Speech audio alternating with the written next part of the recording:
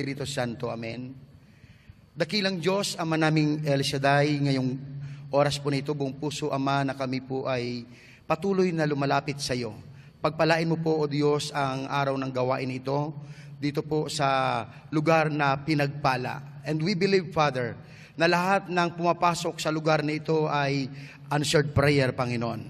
Kaya naman, O Diyos, sa araw din ito, Panginoon, ang lahat ng pupunta sa lugar na ito at magpuri sa iyo, Lord, we believe na mayroon kang sorpresa para sa aming mga kapatid sa araw din na ito. Pagpalain mo po ang aming punong lingkod na siyang tatayo mamaya sa healing message, O God.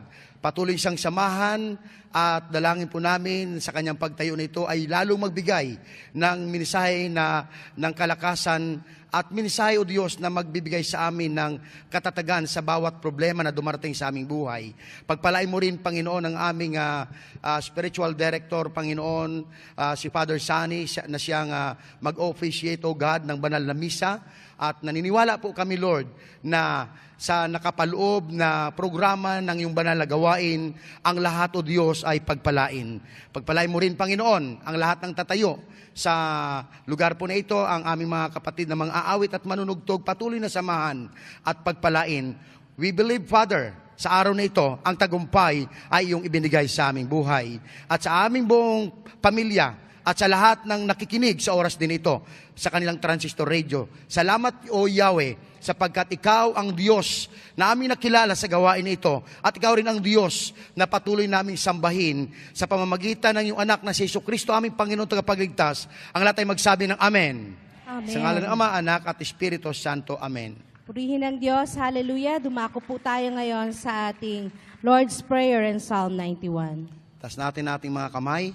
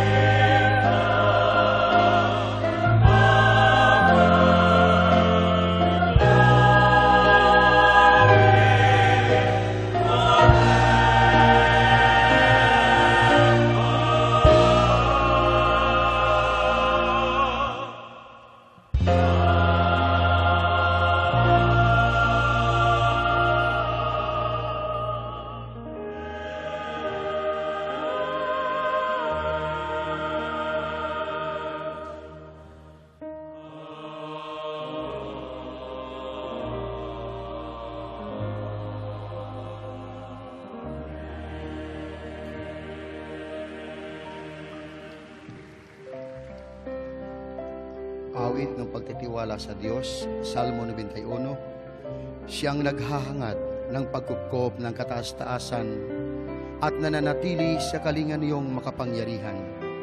Makapagsasabi sa kaniyang Panginoon, Mog katahanan, Ikaw ang aking Diyos, ang Diyos na tangi kong pinagkatiwalaan. Ika'y ililigtas niya sa panganib, sa umang nabitag, at kahit anumang mabigat na salot, di ka magdaranas. Lulukuban niya sa lilim ng kaniyang malabay na pakpak. Sa kalingan niya ay natitiyak mo na ikaw ay ligtas. Iingatan niya at ipagsasanggalang pagkat siya ay tapat. Pagsapit ng gabi, di ka matatakot sa anumang bagay. Maging sa gagawing biglaang paglusob pagsapit ng araw, ni sa ano pa mang darating na salot pagagat ng dilim. Di ka matatakot sa kasamaan mang araw kung dumating. Kahit ang tapakan mo, kahit mabuwal sa iyong harapan ang 1,000 tao, sa iyong paligid ang bilang ng patay maging 10,000. Di ka matatakot at natitiyak mong di ka maaano. Ika'y nagmamasid at sa panunood iyong mamamasdan. Yaong masasama ay makikita mong pinarurusahan, sapagkat si Yahweh ang iyong ginawang tagapagsanggalang at ang pinili mong mag-iingat sa iyo'y kataas-taasan. Di mo aabuting ika'y mapahamak at walang daratal. Kahit anong uring mga paghihirap sa iyong tahanan, susuguin niya ang maraming anghel silang susubaybay. Kahit sang dako ikaw maparoon, tiyak iingatan. Sa kanilang palad ay itatayo ka at silang magtataas, nang hindi masaktan ng mga paa mo sa batong matalas. Kahit ang tapakan mo ay mga leon, ahas na mabagsik, di ka maaano sa mga serpiente at liyong mababangis. Ang sabi ng Diyos, aking ililigtas ang tapat sa akin, at iingatan ko ang sinumang taong ako'y kikilanlin. Pag sila'y tumawag, laging handa ako na sila'y pakinggan. Aking sasamahan, at kung mahilahil ay sasakluluhan. Aking ililigtas, at ang bawat isa ay pararangalan. Sila'y bibigyan ko't gagantimpalaan ng mahabang buhay, at nakatitiyak na ang tatamuhin nila'y kaligtasan. Maaring ipinid ko ang langit at hindi pumatak ang ulan. Maaring magpadala ko ng mga balang upang salantayin ang lupain ito. Maaring palaganapin ko sa aking bayan ng salot. Ngunit sa sandaling ang bayang ito na aking pinili ay magpakumbaba. Manalangin, hanapin ako at talikdan ang kanilang kasamaan. Diringgin ko sila, patatawarin ko sila, at ibabalik ko sa kanilang lupain ang katiwasayan at kasaganaan. Ito ang mga salita ng Diyos.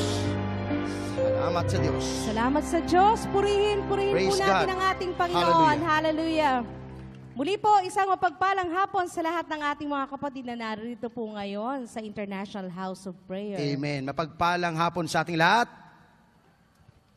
Mapagpalang hapon po sa inyong lahat. Yun. Amen. Amen, amen. So sa oras nito, Sister Mean, Opo, tayo po ay dadako na sa pinakamataas sa uri ng pagsamba. Wala pong iba. ang ating mas presider, ano po, ang Oo. ating minamahal na El Shaddai DWXI PPI Spiritual Director. Narito po at makakasama natin muli, Reverend Father Sunny Sunny Declaro. Purihin ang Panginoon.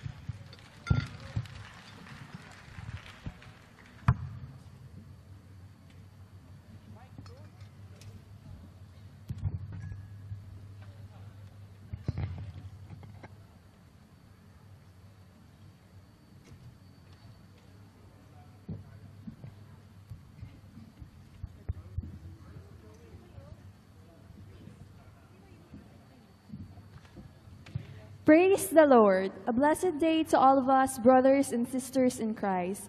Welcome to our Eucharistic celebration, the highest form of worship to God on this Tuesday, the 7th week of Easter. Let's now prepare ourselves and feel the holy presence of our Lord in the Holy Mass. All together, let's sing the entrance hymn.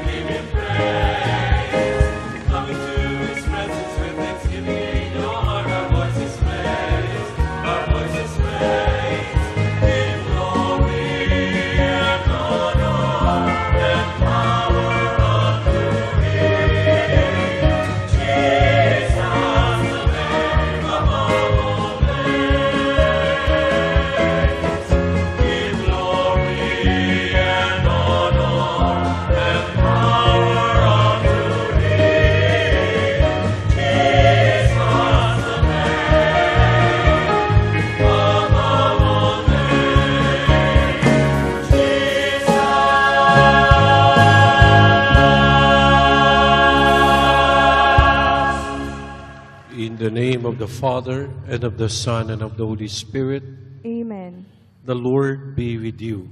And with your spirit. Brethren, let us acknowledge our sins and so prepare ourselves to celebrate the sacred mysteries.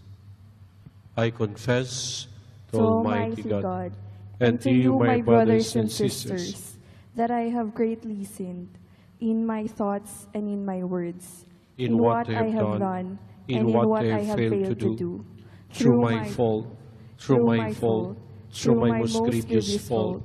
Therefore I ask Blessed Mary, ever Virgin, all the angels and saints, and you, my brothers and sisters, to pray for me to the Lord our God.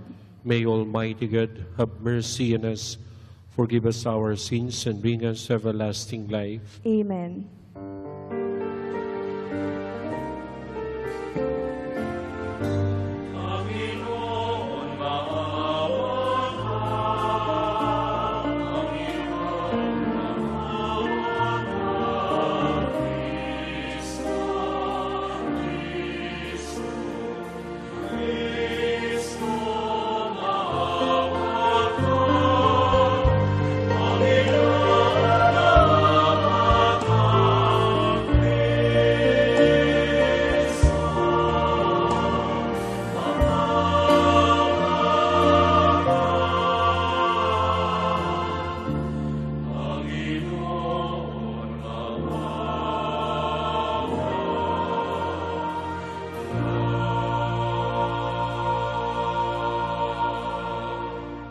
Let us pray.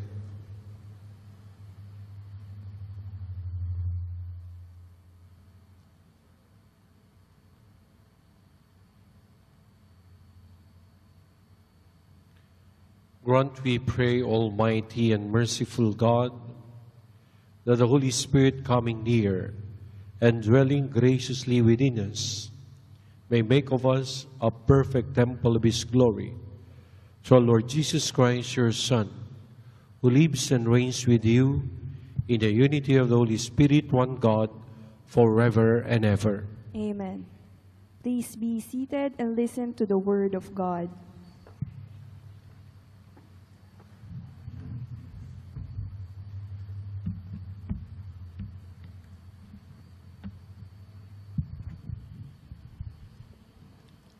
A reading from the Acts of the Apostles. For Mellitus Paul had the presbyters of the church at Ephesus summoned. When they came to him, he addressed them. You know how I live among you, the whole time from the day I first came to the province of Asia. I served the Lord with all humility, and with the tears and trials that came to me because of the plots of the Jews.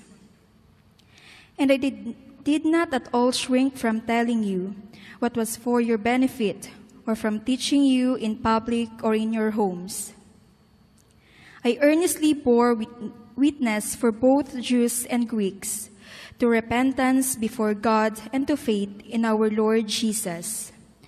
But now, compelled by the Spirit, I am going to Jerusalem. What will happen to me there, I do not know, except that in one city after another, the Holy Spirit has been warning me that imprisonment and hardships await me. Yet I consider life of no importance to me, if only I may finish my course and the ministry that I received from the Lord Jesus, to bear witness to the gospel of God's grace. But now I know that none of you, to whom I preached the kingdom during my travels, will ever see my face again. And so I solemnly declare to you this day that I am not responsible for the blood of any of you, for I did not shrink from proclaiming to you the entire plan of God. The word of the Lord. Thanks be to God. Sing to God, O kingdoms of the earth. Let us all repeat. Sing to God, O kingdoms of the earth. A bountiful rain you showered down, O God, upon your inheritance, You restored the land when it languished. Your flock settled in it. In your goodness, O God, you provided it for the needy. Sing to God, O kingdoms of the earth. Blessed day by day be the Lord, who bears our burdens, God who is our salvation. God is a saving God for us. The Lord, my Lord, controls the passageways of death. Sing to God, O kingdoms of the earth. Please rise to honor the Holy Gospel.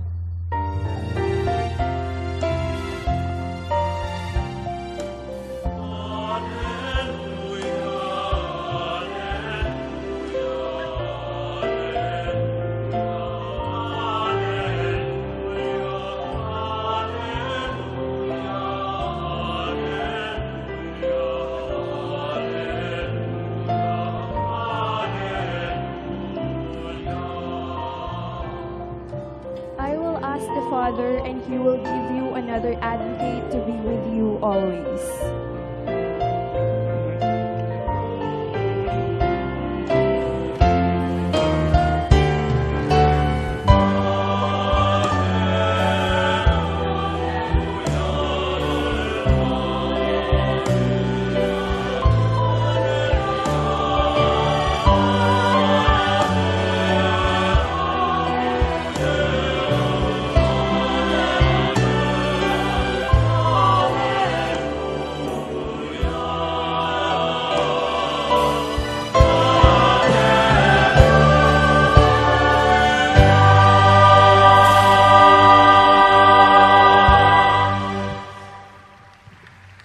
The Lord be with you. And with your spirit. A reading from the Holy Gospel according to St. John.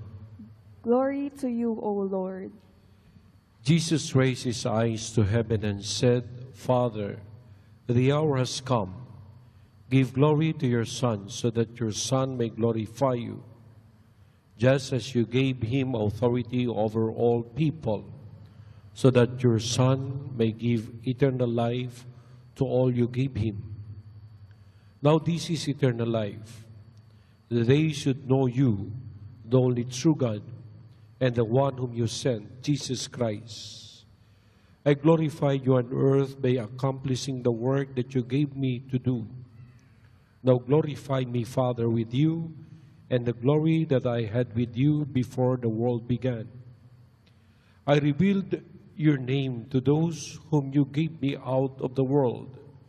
They belong to you, and you gave them to me, and they have kept your word.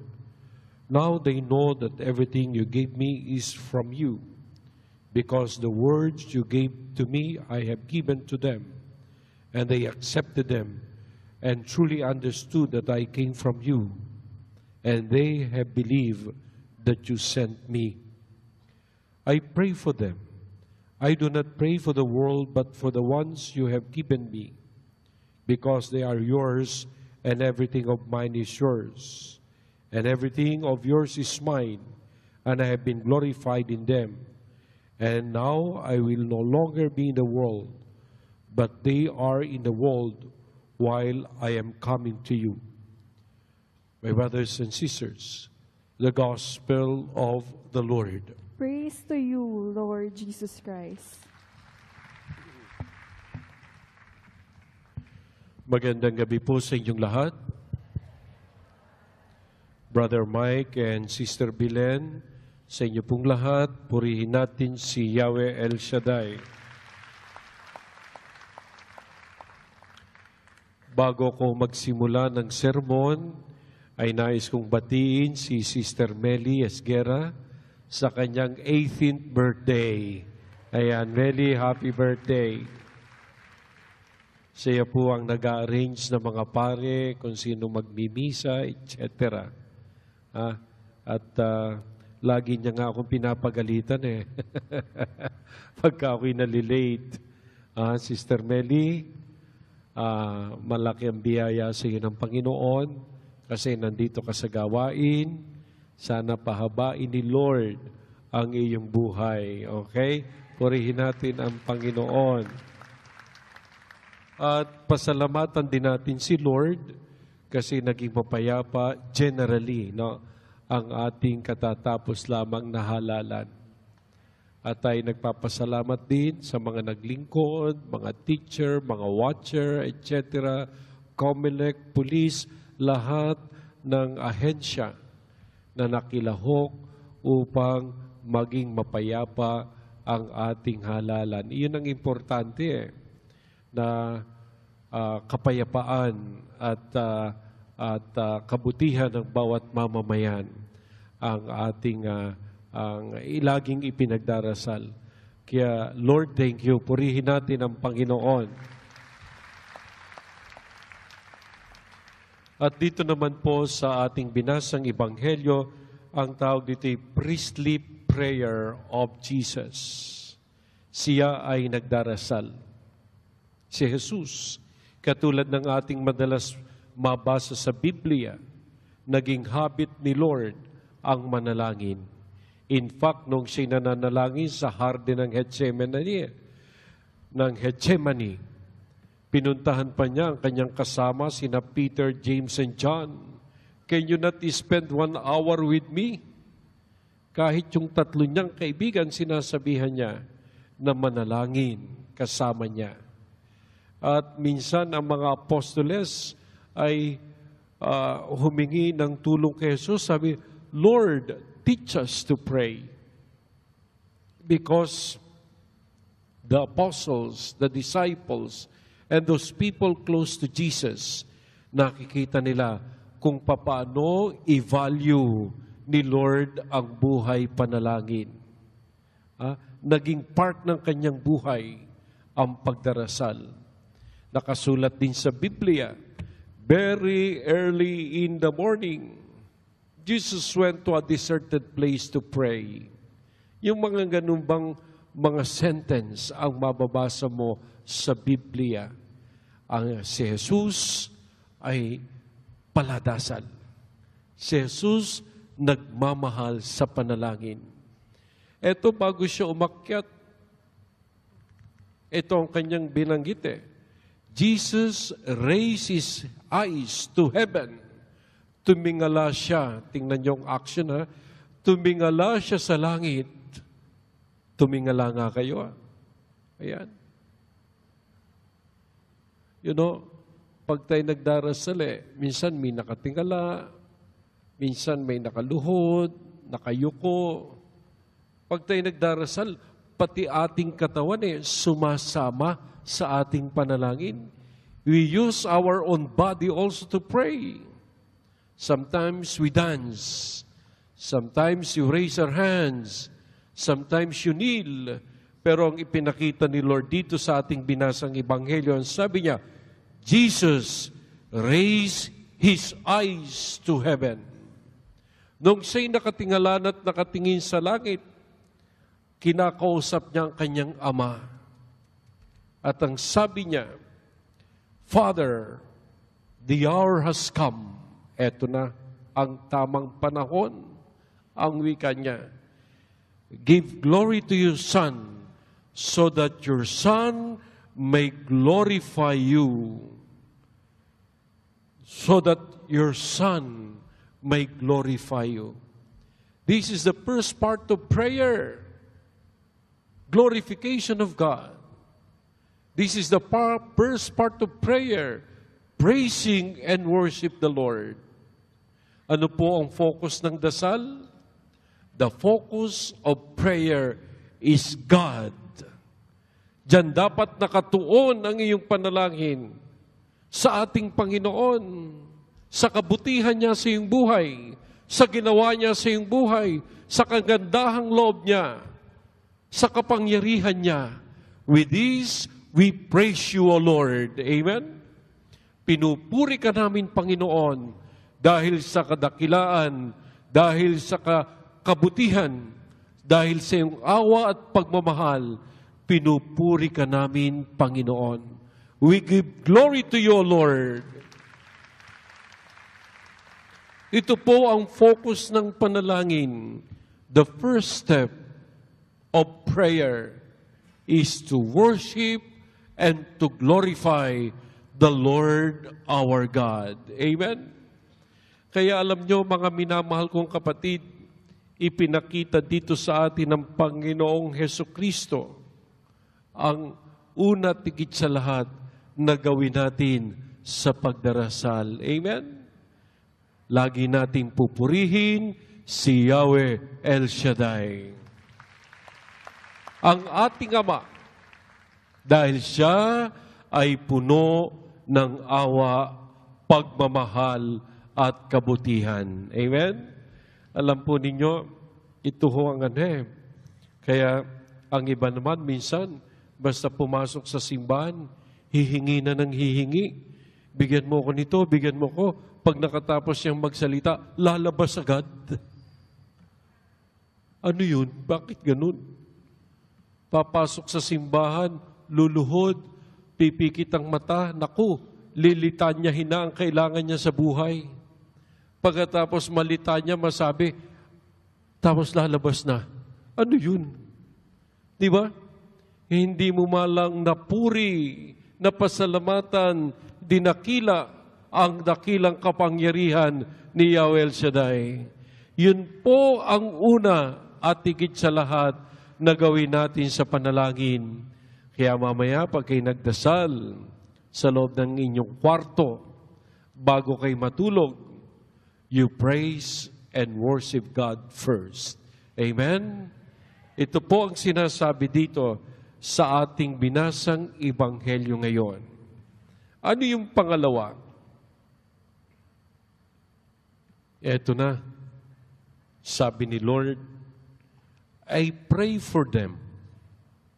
I do not pray for the world, but for the ones you have given me, because they are yours, and everything of mine is yours, and everything of yours is mine.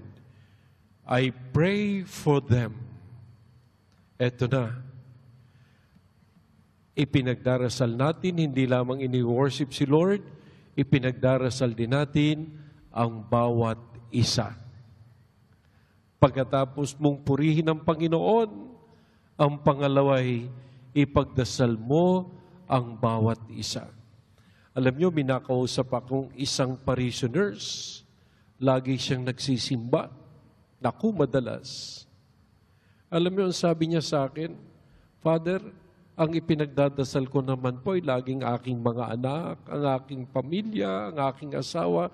Minsan no, sa aking pagdarasal, hindi ko na rin naaalala ang tungkol sa aking sarili Hindi ko na po nababanggit ang kailangan ko kay Lord. Hindi ko na po nababanggit kay Lord ang aking mga pangangailangan.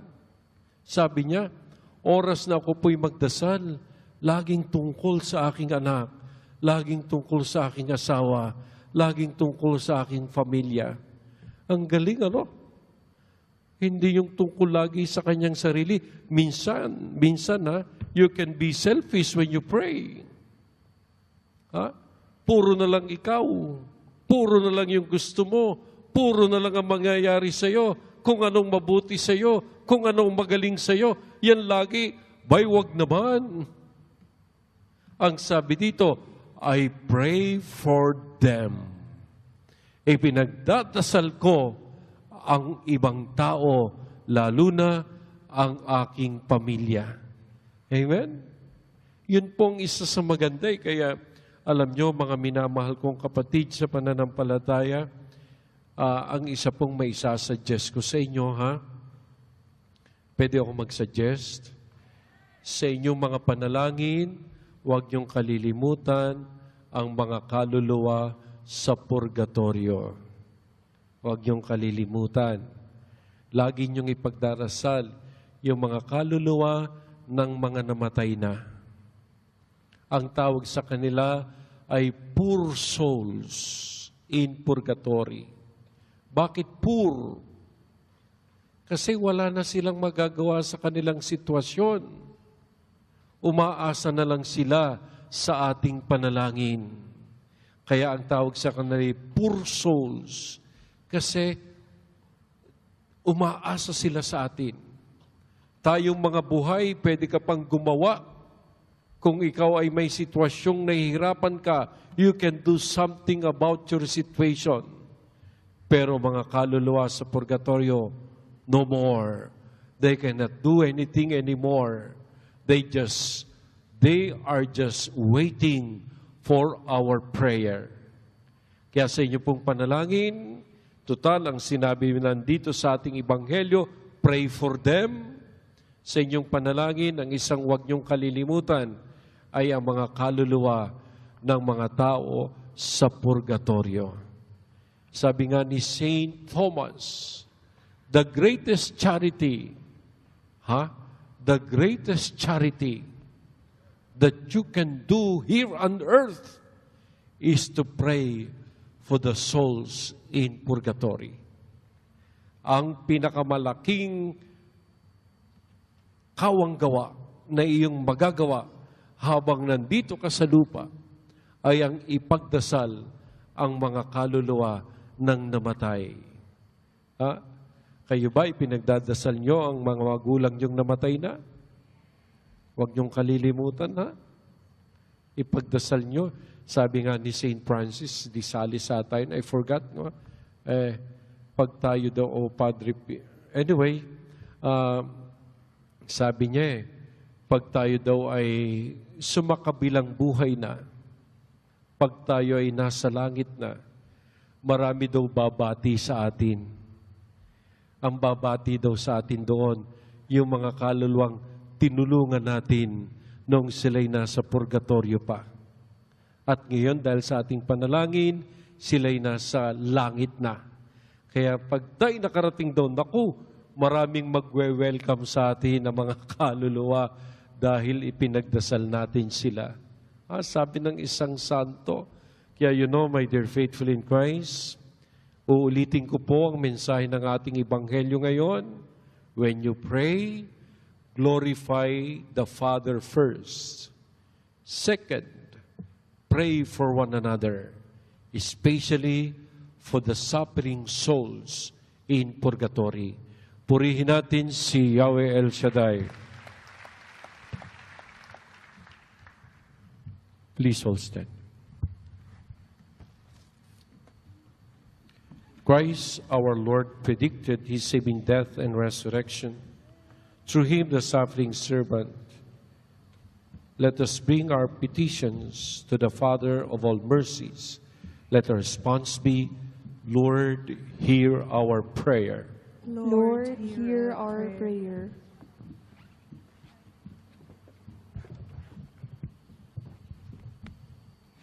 That the leaders of the Church may show us a clear vision of patient endurance in the turmoil of our time. Let us pray to the Lord. Lord, hear our prayer. That the nations may know the only true God and Jesus Christ whom He has sent. Let us pray to the Lord. Lord, hear our prayer. That we may work and pray for the unity of all who bear the name of Christ. Let us pray to the Lord. Lord, hear our prayer. That the sick may unite their sufferings with those of Jesus on the cross. Let us pray to the Lord. Lord, hear our prayer. That those who are suffering persecutions in following Jesus and experiencing great trials in life may not lose hope, but instead still believe and trust in the love, mercy, and power of God. Let us pray to the Lord. Lord, hear our prayer. That all our personal and special intentions, especially the intentions of our servant leader, Brother Mike Z. Velarde, and our Mass Presider, Reverend Father Sunny Declaro, may be granted. Let us pray to the Lord. Lord, hear our prayer. That those who have gone before us in this life may receive the eternal reward promised to them. Let us pray to the Lord. Lord, hear our prayer. Please bow your head and offer your personal prayer.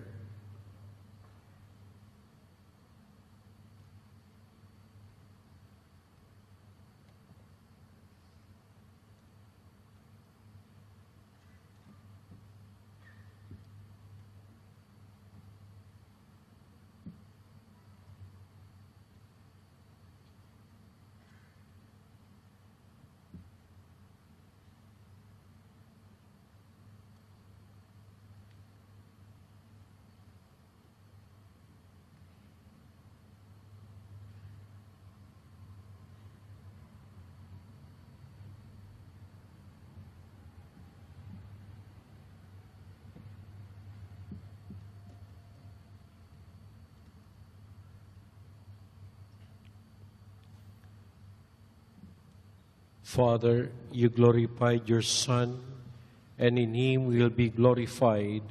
Welcome our prayers because we belong to you. We ask this through Christ our Lord. Amen. Please be seated for the preparation of the gifts.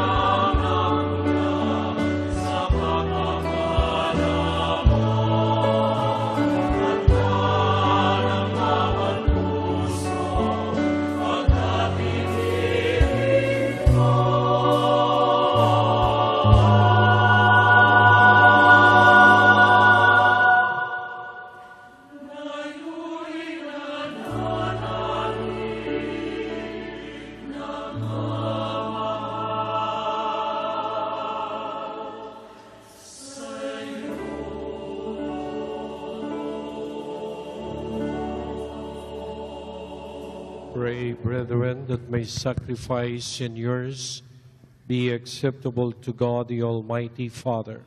May the Lord accept the sacrifice at your hands for the praise and glory of his name, for your good and the good of all his church. Accept, O Lord, the prayers of your faithful with the sacrificial offerings, that through these acts of devotedness we may pass over to the glory of the heaven, through Christ our Lord. Amen. The Lord be with you. And with your spirit, Lift up your hearts. we lift them up to the Let us Lord. give thanks to the Lord our God. It is right and just. It is truly right and just, our duty and our salvation, always and everywhere to give you thanks, Lord, Holy Father, Almighty and eternal God, through Christ our Lord. Amen. For after his resurrection, he plainly appeared to all his disciples and was taken up to heaven in their sight, and he might make us sharers in his divinity. Therefore, overcome with paschal joy, every land, every people exalting your praise, and even the heavenly power of the angelic hosts sing together the unending hymn of your glory as they acclaim.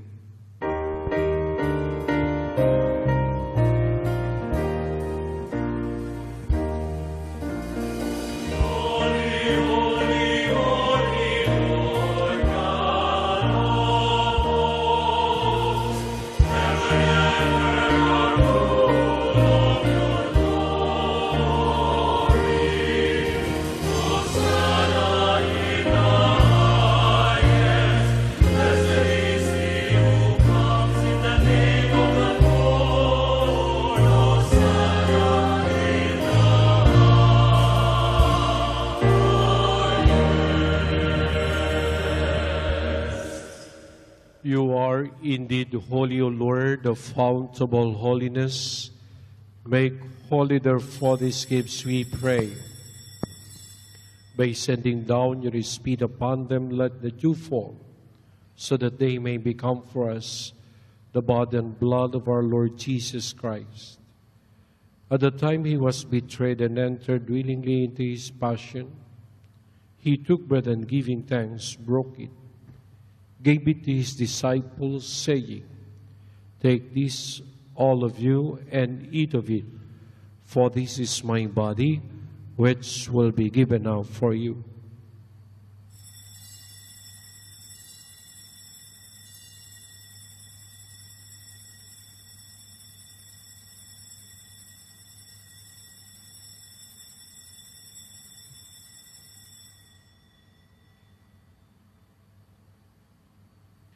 In a similar way, when supper was ended, he took the chalice, and once more giving thanks, he gave it to his disciples, saying, "Take this, all of you, and drink from it.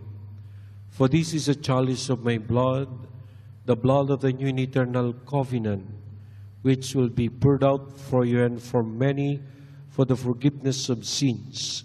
Do this in memory of me."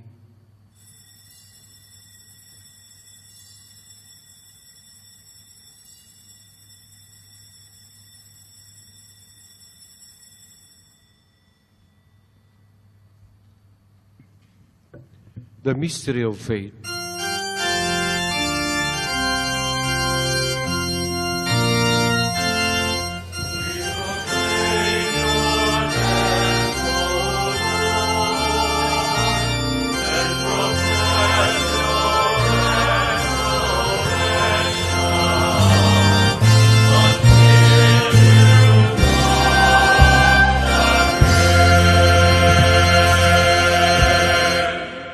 Therefore, as we celebrate the memorial of his death and resurrection, we offer you, Lord, the bread of life and the chalice of salvation, giving thanks that you have held us worthy to be in your presence and minister to you. Humbly we pray that partaking of the body and blood of Christ, we may be gathered into one by the Holy Spirit. Remember, Lord, your church is spread throughout the world, and bring her to the fullness of charity, together with Francis, our Pope, Jesse, our Bishop, and all the clergy. Remember also our brothers and sisters who have fallen asleep in the hope of the resurrection, and all you have died in your mercy. Welcome them into the light of your face.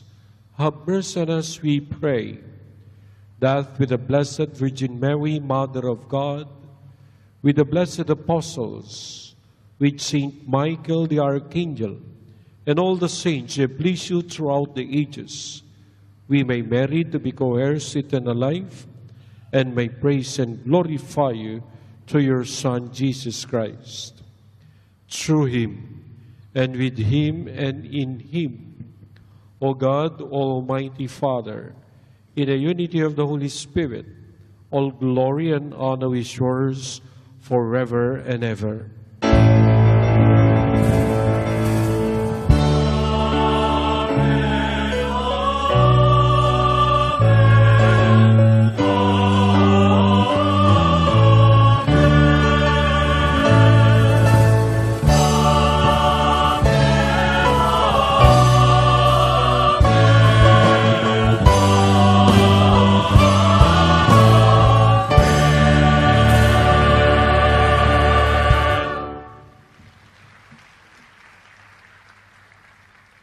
At the Savior's command and formed by divine teaching, we dare to say,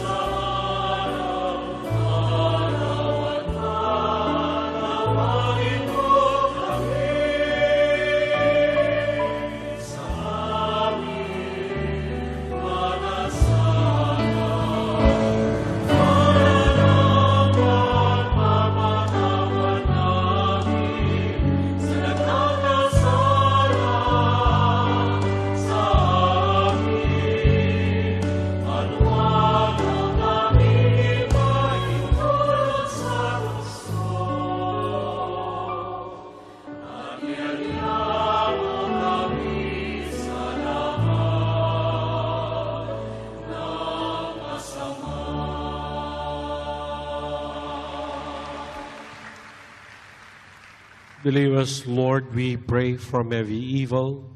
Graciously grant peace in our days, that by the help of your mercy we may be always free from sin and safe from all distress, as we await the blessed hope and the coming of our Savior, Jesus Christ.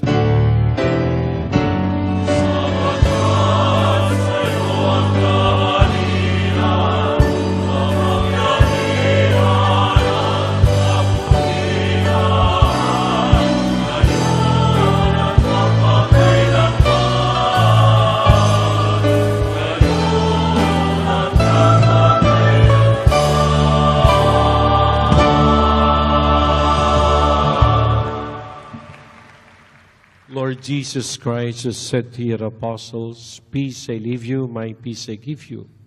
Look not on our sins, but on the faith of your church, and graciously grant her peace and unity in accordance with your will, who live and reign forever and ever." The peace of the Lord be with you always. And with your spirit. Let us offer each other the sign of peace. Shalom.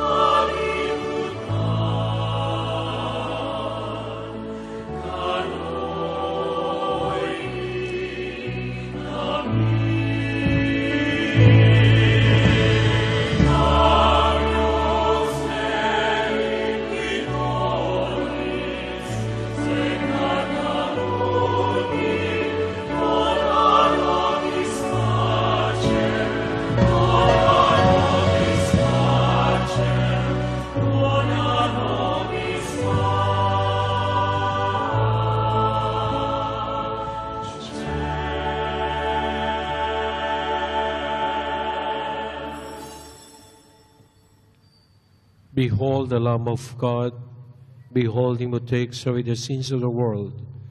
Blessed is called to the supper of the Lamb. Lord, I am not worthy that you should enter under my roof, but only say the word, and my soul shall be healed.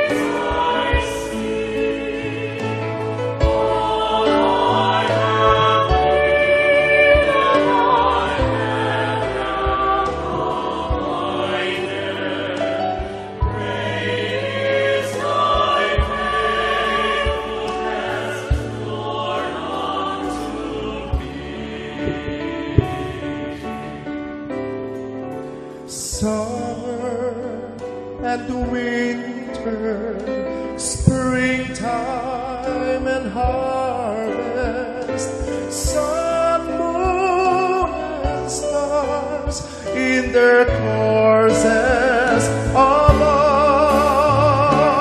Join with all nature in manifold witness to thy great faithfulness, mercy, and love.